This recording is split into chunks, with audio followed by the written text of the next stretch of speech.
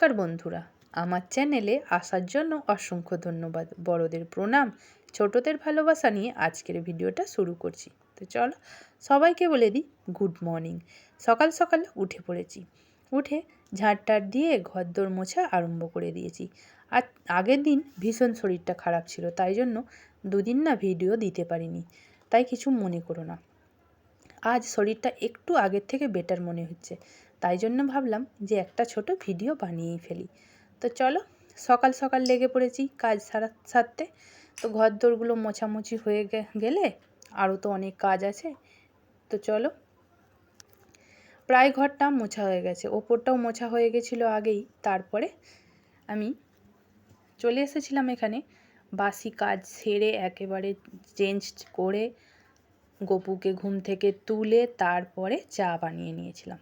চা বানিয়ে দেখলাম যে বিস্কুটের কৌটোয় বিস্কুট ছিল না, তাই জন্য ভাবলাম আজকে এই বিস্কুটটা ভেঙে ফেলি।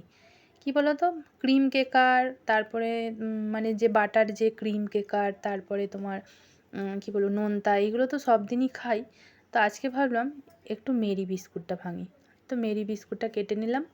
ছেলে সকালের দিকে পড়া ছিল, তো তার জন্য চাটা রেডি করে নিয়েছিলাম। 8:30 থেকে পড়া ছিল, তো চাটা খেয়ে সেও চলে গিয়েছিল। তারপরে এখানে ছাদে চলে গেলাম। চাষের মানে কি বলবো, আমার মতো কারা কারা আছো ছাদে চাষ করেছো শাক, সেই শাক চাষ করেছো, আমি আবার বসেছি দেখেছো খালি কি আরামে যে শাক কেটে রান্না করে আজকে খেয়েছি, মানে কি বলবো। চলো আরাম করে শাকটা কেটে নিই। নিজে হাতে নিখিল লাগিয়েছে, ভেবেছিলাম নিখিল আসলেই সে কাটার অপেক্ষায় ছিলাম। তো আসতে কয়েকদিন এখনও দেরি আছে, সেই জন্য ভাবছি সবজিও খুব একটা ছিল না, বাট শাকটা আমাদের রোজই মোটামুটি পাতে থাকে দুপুরে। তো চলো শাক কাটতে তো চলে এসেছি। আমার গলা শুনে বুঝতেই পারছো তোমরা যে আমার গলার অবস্থা কীরকম। তো শরীরটা ভীষণই খারাপ ছিল দুদিন, তো একটু আগের থেকে বেটার হতে তো চলে এসেছি।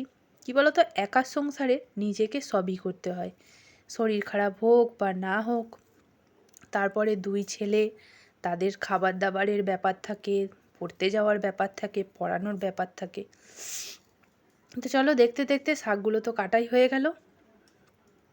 কি মায়া লাগছিল শাকগুলো কাটতে, ভাবছিলাম কাটবো না, বাট দেখছি রোদ লাগলে অনেকটা বড় মতো, তো রোদ লাগলে না শুয়ে পড়ছে শাকগুলো। মাটিটা কম, মানে বড় বড় ওই বালতিগুলো যে দেখছো তার ঢাকনাতে লাগানো, সেই জন্য গোড়ায় জল না থাকলে তো শাকগুলো একবারে ঝিমিয়ে পড়ছে। সেই জন্য ভাবলাম একটা অন্তত কেটে রান্না করে নিই আজকে।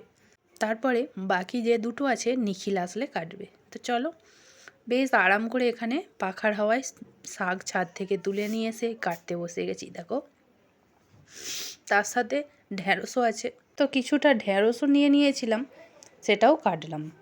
তো চলো সবজি কাটার পর ছেলেদেরকে বলেছিলাম এখন থেকে ফোন দেখলে হবে না, একটু ড্রয়িংও করতে হবে। সেই জন্য বড় ছেলে বসে গেছিলো ড্রয়িংয়ে। তো দেখো কৃষ্ণ ঠাকুরটা কত সুন্দর এঁকেছে। কৃষ্ণ মানে ছোট্ট মাঝারি সাইজের গোপাল এঁকেছে আর কি। তারপরে এদিকে আছে ছোটরও আছে, ছোটও করছে, বড় করছে বিছানার নিচে মানে মেঝেতে বসে, ছোট করছে বিছানার ওপরে। দেখো ও একটা সিনারি আঁকছে, পতাকা মানে 15ই আগস্টের জন্য মানে প্রিপারেশান নিচ্ছে আর কি। তো দেখো এই যে ওর এখনও কমপ্লিট হয়নি, আঁকছে সবে। ব্যাস এই আর কি।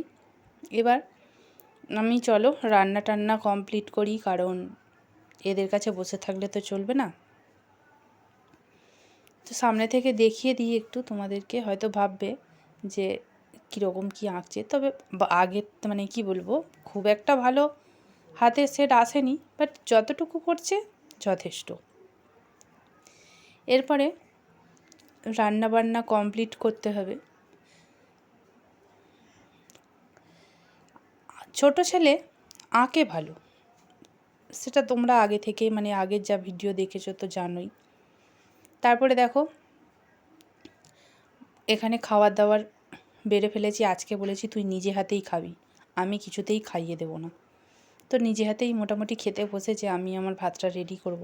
তো শাক ভাজা, ঢেঁড়সের তরকারি আর একটু মুসুর ডাল করেছিলাম, দিয়ে একটা লম্বা টেনে দুপুরে ঘুম দিয়ে দিয়েছিলাম। তারপরে বিকালে উঠে ছাদে গিয়ে একটু জল টল দিয়ে আসলাম। তারপরে দেখো নিচে কয়েকটা এঁটো বাসনও পড়ে আছে, সেইগুলোও মাজতে হবে। তো মেজে নিয়ে তারপরে বাকি কাজ। তো চলো বাসনগুলো মেজে নিই, তারপরে আবার বাকিটা করব। চলো এবার নিচে যাওয়া যাক। দিয়ে বাসন টাসন এদিকে মাজামাজি করে গুছিয়ে, তো ছেলে আজকে দুপুরে পুজো করেছিল, আমার একটু বেলা হয়ে গেছিলো রান্না করতে। প্রায় দিনই বেলা হয়ে যায়, দুপুরের পুজোটা ছেলেই করে নেয়। এবার আমি সন্ধে দেওয়ার সময় একটু ক্যাপচার করেছিলাম।